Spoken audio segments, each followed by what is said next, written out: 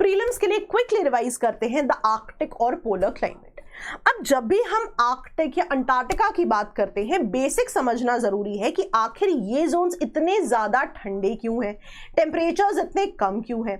तो सबसे सिंपल तरीका है इसको समझने का इन टर्म्स ऑफ इंसोलेशन, कि हमें पता है sun directly overhead only between the tropics, tropic of Cancer, equator, tropic of Capricorn, यहां पर सन डायरेक्टली ओवरहेड है।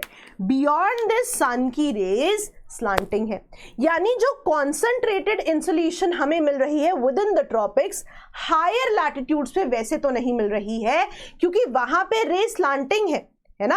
इंसुलेशन का उस तरह का इंपैक्ट नहीं होगा जिस तरह का ट्रॉपिक्स पे है। और ये भी समझना जरूरी है, क्योंकि इंसुलेशन स्लांटिंग है, ये ज्यादा एरिया को केटर करेगी, लेकिन क्योंकि बहुत डायरेक्ट नहीं है, उतनी कॉन्सेंट्रेटेड नहीं है जितनी ट्रॉपिक्स में है, तो ट्रॉपिक्स जितना इंसुलेशन का इंपैक्ट नहीं मिलेगा। प्लस इंसुलेशन को इन हायर लैटिट्यूड्स पे पहुंचने के लिए आप देखिए कितना डिस्टेंस कवर करना है, इसलिए भी इंसुलेशन का impact by the time it reaches those higher latitudes कम हो जाता है। एक और चीज, फॉर एग्जाम्पल अब वहां पे टेम्परेचर्स कम थे, फॉर एग्जाम्पल अगर मैं मान लूं यहां पर स्नो पाई जा रही है, अब इसका ना एल्बिडो बहुत ज्यादा है, यानी अगर यहाँ इंसुलेशन आ भी रही है, a lot of it is reflected back, यानी ऐसे पैरामीटर्स जो यहाँ पे टेम्परेचर्स बढ़ाएं वो बहुत ही ज्यादा कम हो जाते हैं, है ना, कि अगर इंसुलेशन आ भी रही थी स्नो की वजह से, a lot of it is reflected back. इसीलिए आप देखते हो इन जोन्स में बहुत ही ज्यादा एक्सट्रीमली कम टेम्परेचर्स का रेफरेंस रहता है। राइट, बेसिक समझ में आया, आगे बढ़ते हैं। अब देखिए यहां पे जब हम लैटिट्यूड्स का रेफरेंस लेंगे, जैसे मैंने बताया यहां पे हायर लैटिट्यूड्स की बात हो रही है।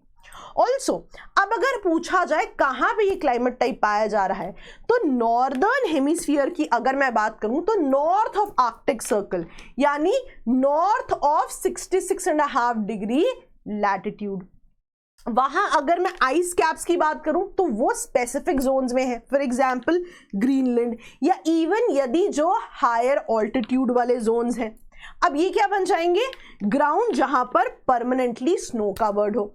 सदर्न हेमिस्फीयर की बात करूं तो इंटायर कॉन्टिनेंट ऑफ अंटार्कटिका, वहां पे आइस कैप्स का रेफरेंस रहता है ना। अभी हमने देखा कि इंसुलेशन का इंपैक्ट उतना तो नहीं है, तो आप देखोगे यहां पे ना टेम्परेचर्स बहुत ही ज्यादा कम रहते हैं, तभी आप देखेंगे winters are long and severe. However यहाँ पे इंसुलेशन का कुछ तो इम्पैक्ट है, तो समर्स होंगी, यस समर्स जो है यहाँ पे होंगी, पर ये भी समझना जरूरी है कि बहुत ज्यादा ऐसे महीने नहीं होंगे जहां टेम्परेचर अबव फ्रीजिंग पॉइंट होगा। आप देख भी सकते हैं नॉर्मली जो टेम्परेचर है not more than 4 months above freezing point रहता है, राइट। 4 महीने से ज्यादा जो है अबव फ्रीजिंग पॉइंट टेम्परेचर नहीं रह रहा है, तो यहाँ पे समर्स होंगी बहुत ज्यादा ब्रीफ होंगी। और ना यहाँ पे आप देखिए लिखा हुआ है समर्स आर कूल, है ना। समर्स आर कूल का मतलब है कि फॉर एग्जाम्पल ट्रॉपिक्स में जितनी वार्मथ है उतनी वार्मथ यहाँ नहीं हो सकती, इन हायर लैटिट्यूड्स के बेसिस पे जो है टेम्परेचर वहां पर इस तरह का रहता है कि हम उन्हें समर्स कह सकते हैं। तभी आप देखिए वो बता रहे हैं कि normally not more than 4 months have temperatures above freezing point, और वो बता भी रहे हैं कि ऐसा क्यों हो रहा है, जो मैंने आपको बताया हायर लैटिट्यूड्स का रेफरेंस दिया मैंने, लो सोलर इंसुलेशन की भी बात करी है। अब देखिए यहां पे बहुत स्पेसिफिक महीने हैं जहां पे आइस फ्री हो सकती है कंडीशन, या अबव फ्रीजिंग पॉइंट हो सकती है, तो जहां जहां वो कंडीशंस होंगी, फॉर एग्जांपल वो बता रहे हैं लोलैंड्स जहां पे फ्यू मंथ्स आइस फ्री होंगे वहां पे टुंड्रा वेजिटेशन मिलने की पॉसिबिलिटी है, for example certain coastal strips of Greenland. आगे अगर मैं बढ़ूं, अब मुझे पता है इन जोन्स में ठंड बहुत ज्यादा है ना, इसका मतलब है हवाएं भी वैसी होंगी, तो ब्लिजर्ड्स का भी रेफरेंस आ सकता है ना, या फिर यहाँ पे आपको फ्रॉस्ट की भी बात हो सकती है। तो बेसिकली अगर मैं मीन एनुअल टेम्परेचर लूं वो बहुत ही ज्यादा कम जो है रहेगा। अच्छा, यहाँ पे ना हम एक कॉन्सेप्ट भी देखते हैं जब हम बेसिक्स पढ़ते हैं सॉल्स्टाइस के रेफरेंस में, है ना। अब आप देख सकते हैं कि जब एक स्पेसिफिक जोन टिल्टेड है टुवर्ड्स द सन, है ना, तो एक जोन बिल्कुल ही दूसरी तरफ है, सन की तरफ टिल्टेड है ही नहीं, तो जो तो जोन सन की तरफ है वहां पे इंसुलेशन का अलग इंपैक्ट होगा, जो जोन सन की तरफ है ही नहीं, उससे दूर है, वहां पे आप देखोगे अलग इंपैक्ट होगा, वहां पे आपको डार्कनेस मिलेगी। तो वही वो कह रहे हैं कि कई जोन्स ऐसे भी होंगे जहां पर वीक्स ऑफ कंटिन्यूअस डार्कनेस रहेगा, क्योंकि वो जोन सन से बहुत ज्यादा दूर है। अब जो जोन्स सन की तरफ टिल्टेड भी है, वहां पे ऐसा नहीं होगा कि इक्वेटर या ट्रॉपिक्स की तरह जो है सन बिल्कुल ऊपर आ चुका है, नो, वहां पे भी आप देखोगे होराइजन का ही रेफरेंस रहेगा, कुछ इस तरह की कंडीशंस रहेंगी, राइट। और ऐसे बहुत से दिन होंगे जब आपको इंसुलेशन का इंपैक्ट कंटिन्यूसली नजर आएगा, लेकिन यह भी याद रखना है कि इंसुलेशन का इंपैक्ट ट्रॉपिक्स के जैसा नहीं होगा कि सन बिल्कुल ऊपर आ गया, नहीं, यहां पे होराइजन का रेफरेंस जो है रहेगा, राइट। तो यहां पे कुछ ऐसे जोन्स होंगे जहां वीक्स ऑफ कंटिन्यूअस डार्कनेस भी रहेगा। अब अगर मैं इन टर्म्स ऑफ प्रेसिपिटेशन बात करूं, अब हमें पता है बहुत ही ज्यादा टेम्परेचर यहां कम है, ठंडे जोन्स है ना। जैसे ही मैंने कोल्ड जोन की बात की, यानी कि हाई प्रेशर, हवा चुपचाप जो है डिसेंड करती है हाई प्रेशर पे, है ना। और अगर मुझे रेनफॉल की बात करनी है, अगर मुझे रेनफॉल की बात करनी है तो लो प्रेशर वार्म कंडीशन, हवा ऊपर जाती है, बादल बनते हैं, बारिश होती है, आइडियली तो यही कंडीशन होनी चाहिए। लेकिन यहां पे आप समझिए, यहां पे बहुत ही ज्यादा ठंड है, बहुत ही ज्यादा हाई प्रेशर बेल्ट्स है, और हाई प्रेशर पे हवा डिसेंड करती है, तो यहां पे प्रेसिपिटेशन की तो बहुत ज्यादा बात नहीं होने वाली। तभी वो कह रहे हैं प्रेसिपिटेशन बहुत ही ज्यादा स्नो है। अगर ऐसा कुछ होता भी है, सॉरी, प्रेसिपिटेशन बहुत ही ज्यादा लो है, अगर कुछ इस तरह की कंडीशन बने भी तो क्योंकि टेम्परेचर कम है तो वो इन टर्म्स ऑफ स्नो ही होगा।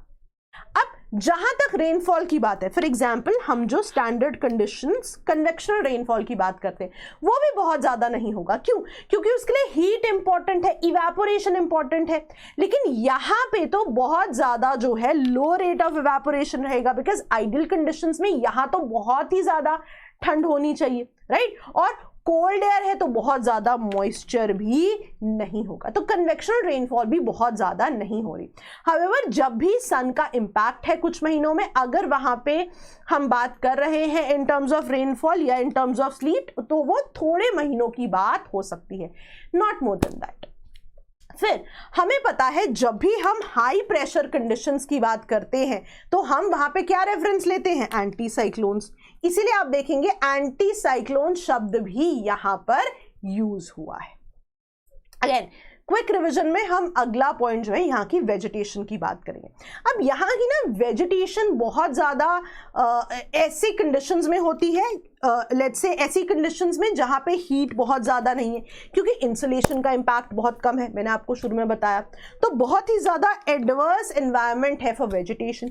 इसीलिए यहाँ पे lowest form of vegetation, for example Moses lichens की बात होती है, ड्रेनेज बहुत बढ़िया नहीं है, सब सॉइल परमानेंटली फ्रोजन है ना। आप देख सकते हैं कि किस तरह की वेजिटेशन मिलती है, सॉइल भी यहाँ पे हमें फ्रोजन मिलती है, राइट। हाउएवर कहीं कहीं पे कोस्टल लोलैंड्स में फेवरेबल कंडीशंस होती हैं, वहां पे हार्डी ग्रास या रेनडियर मॉस जो है हमें मिल सकती है। ये जोन्स एक्ट करते हैं as pasture for herbivore animals, मैं आपको दिखाती भी हूं, राइट। कुछ इस तरह के जोन्स हमें जो है मिल सकते हैं। हाउएवर ब्रीफ समर में, है ना, जैसे मैंने आपको बताया थोड़े ही समय के लिए होगी, और वहां पे जब स्नो मेल्ट करेगी, डेज थोड़े वार्म होंगे, वहां पे आप देख सकते हैं आर्कटिक फ्लावर्स बूम करते हैं, राइट। वहां पे उन्हें आर्कटिक प्रेरीज का रेफरेंस दिया जाता है, but they are very very short lived. But having said this, ये भी कंसिडर करना इंपॉर्टेंट है कि आज ग्लोबल वार्मिंग की वजह से कंडीशंस में बहुत ज्यादा बदलाव आ चुका है, तो कभी भी आंसर्स हो तो उसमें उस कंपोनेंट के बारे में सोचना बहुत ज्यादा इंपॉर्टेंट हो जाता है। हाउएवर कंसेप्चुअल क्लैरिटी पे यदि क्वेश्चंस आते हैं, बहुत ही डिटेल में हमने पढ़ाई करी है। नाउ इस संडे को यानी 6 अप्रैल को यूट्यूब पे यूपीएससी के 2011 से लेके अब तक के ज्योग्राफी के पीवाईक्यूज लाइव डिस्कस करने हैं हमने, तो इस हफ्ते में ज्योग्राफी को एक बार पूरा रिवाइज कर लें। संडे आपने आना है पढ़ाई करने, एक पूरा दिन लगाएंगे, सारे PYQs को डिटेल में डिस्कस करेंगे। रैपिड रिवीजन के बारे में आप जानते हैं, however if you use this particular code आपकी फी और ज्यादा कम हो जाएगी। बहुत ही ज्यादा एक क्विक रिवीजन मॉड्यूल है ये, बट बहुत ज्यादा जो है इसमें दिन भर हम और मेहनत से पढ़ाई करते जाते हैं, 8 से 9 घंटे पढ़ते हैं और बहुत रैपिड कवरेज करते हैं। तो अगर आपको प्रिपरेशन में और जो है लेवल अप करना है तो जरूर इस कोर्स को कंसिडर करें। Thank you so much, bye bye.